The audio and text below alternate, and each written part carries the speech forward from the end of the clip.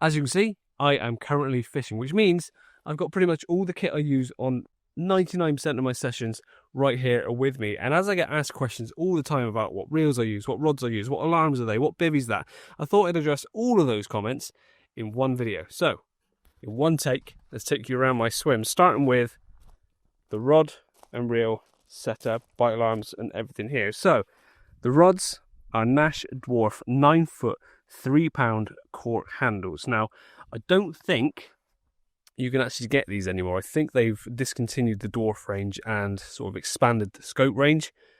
Don't hold me to that, but I'm pretty sure you can't get these from new anymore. But there will be variations of this sort of rod out there for you to get, whether it's from Nash or other brands as well. But that's the rods I use, I'd say 90% of the time. Most of the venues I'm fishing, I like the one I'm on right now, which is my Syndicate. Not too big, don't need to cast too far. And they handle fish really, really nicely. I've gone for the 3-pound option because I used to have some 9-foot, 3.5-pound scopes, and I found they were too stiff for the sort of fishing I was doing. I was actually bumping fish off, especially on barbless venues.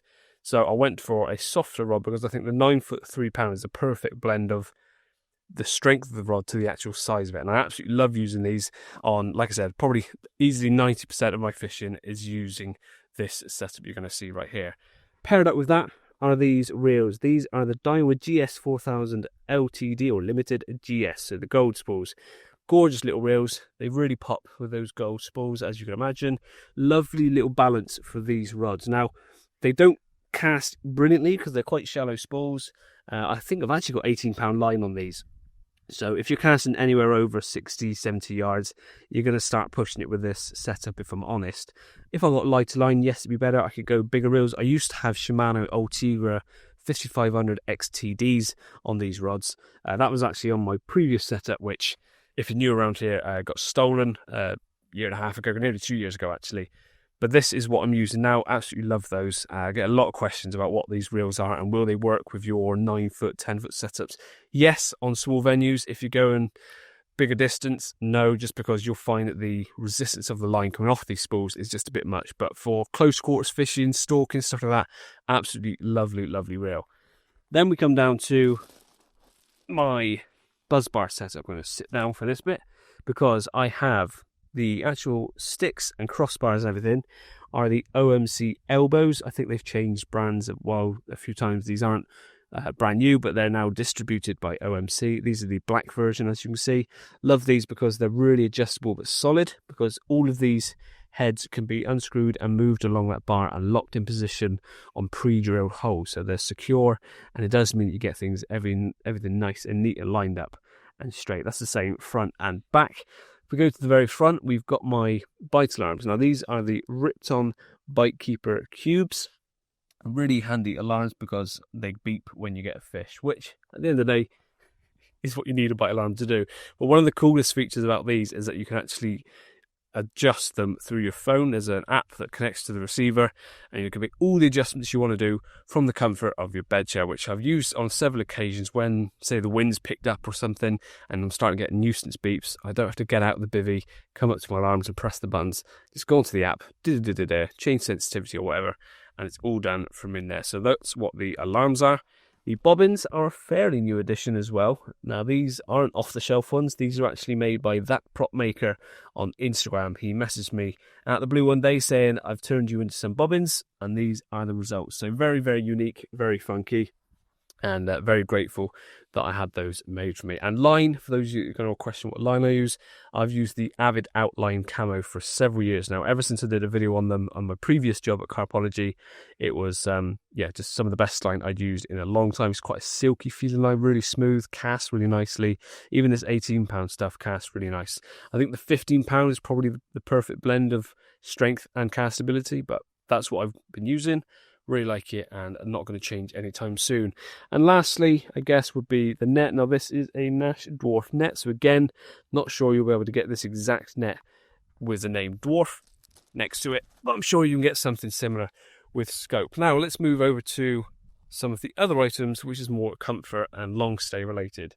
My chair is a Nash Indulgence chair. It's probably their most simplistic one. It's got a back, it's got a base, some legs which are adjustable. But the best thing about this is just its weight. It's so light. So if you're looking for a lightweight chair but still pretty comfortable, that's the one. Not for real long periods of time. It's not the best back support, which, again, if you watch me any length of time, you know that back support is something I desperately need in my life right now. But moving on from that, we've then got the bivvy. Now this, after the reels, is probably what I get asked the most questions about, is what is that bivvy? It's the Avid Exo Plus. I've had this for a year and a bit now, maybe coming up 2 years. Pretty much a few months after they came out, I got my hands on one of these. And it's just, I would say, the best bivvy I've had in a long, long time, because size-wise, it's the perfect blend. In fact, I'll show you. You'll be seeing some cutaways as well. But if we go in with the action cam, of course, this always makes things look wider than they are. But there is so much space in here. The view out is really wide. I've got the skull cap on at the moment, which extends that peak. That last little bit you can see there is the skull cap.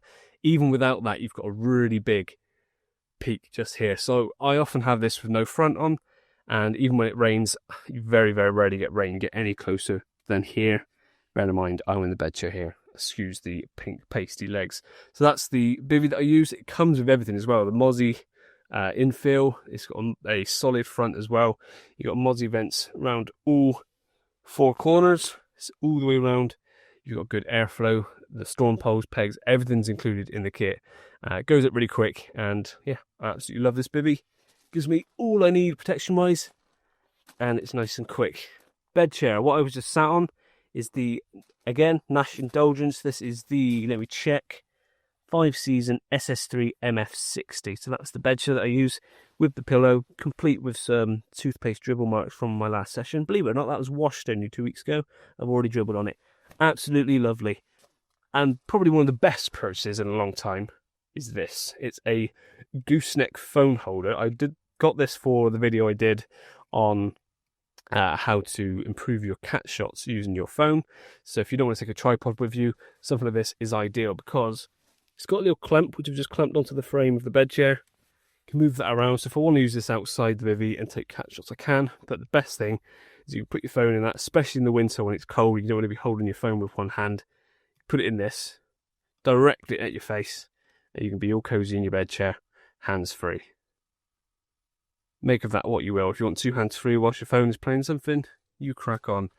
That is, I think, all my main items. But that brings me on to my bag and a phone call. I'll be right back. Likely nuisance. We are back. This is my bag. Now, this is a grade rucksack. And now, I believe I'm under good authority that these are actually going to be changing who distributes them and what branding is on them to pole position in the very near future. But there is still some of these. If you like the look of it, you can't find them soon, don't worry, they will be under pole position. Now, what's really good about this is my bag that I take with me on an afternoon session, a day session, a 24-hour session, or a week. This is my core items.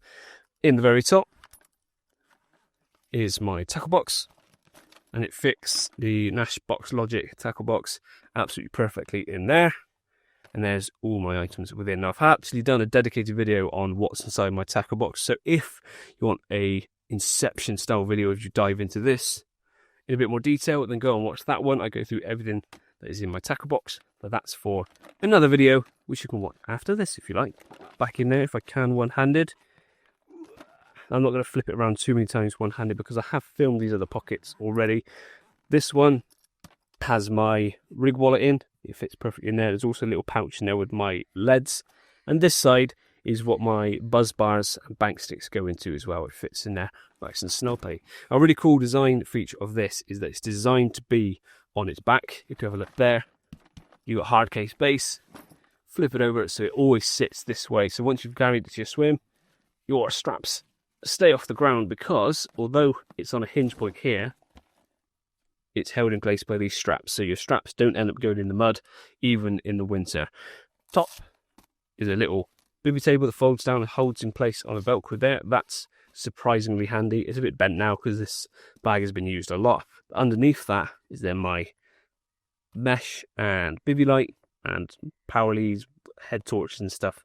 And the extra bits are in there, and then the bottom, the main bulk. This does fit a decent sized bucket, but as you see, It's just all my odds and ends chucked in here. Lots of different hook baits, some shot, the Temu finger stool. This is actually the Temu Spawn. If you haven't seen my Temu videos and you'd like to see those, then again, click the link in the description, or just find it on my channel, to be honest. That is a Temu purchase right there. And I think that is pretty much the bag covered. Now, a couple of other items I've got with me on this session. Well, one other item is my bait boat.